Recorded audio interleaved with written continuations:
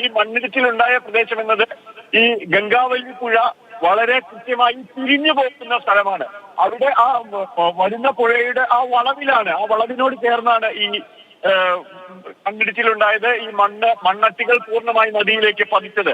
അവിടെ ഉണ്ടാകുമ്പോൾ ഈ നദിയുടെ ഒഴുക്ക് മാത്രമല്ല, ആ തിരിച്ചിലുണ്ടാക്കുന്ന ചുഴികളും വലിയ തോതിൽ രക്ഷാപ്രവർത്തനത്തെ ബാധിക്കുന്നു എന്നുള്ളത് വളരെ പ്രധാനമാണ്. കാരണം ആ തിരിയുമ്പോൾ തന്നെ ആ മൺതിട്ടയെ ഇടിച്ചുകൊണ്ട് നദിയുടെ ഒഴുക്കിനനുസരിച്ച് കൂടുതൽ മണ്ണ് കലങ്ങി വരുന്ന ഒരവസ്ഥയും അവിടെ ഉണ്ടാകുന്നുണ്ട്.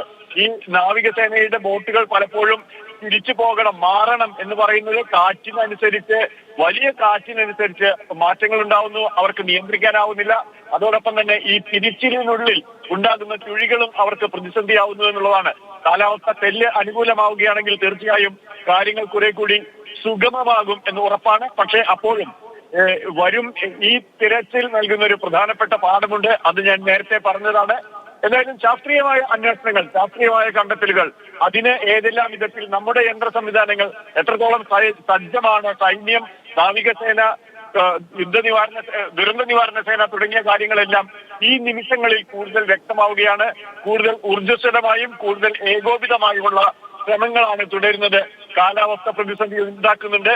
അത് എത്ര വേഗത്തിൽ മറികടക്കാം, എത്ര എളുപ്പത്തിൽ മറികടക്കാം, എത്ര കൂടുതൽ യന്ത്രങ്ങൾ കൊണ്ടുവന്ന് മറികടക്കാം എന്നുള്ള ശ്രമമാണ് ഇപ്പോൾ ഇവിടെ കാണാനാകുന്നത്.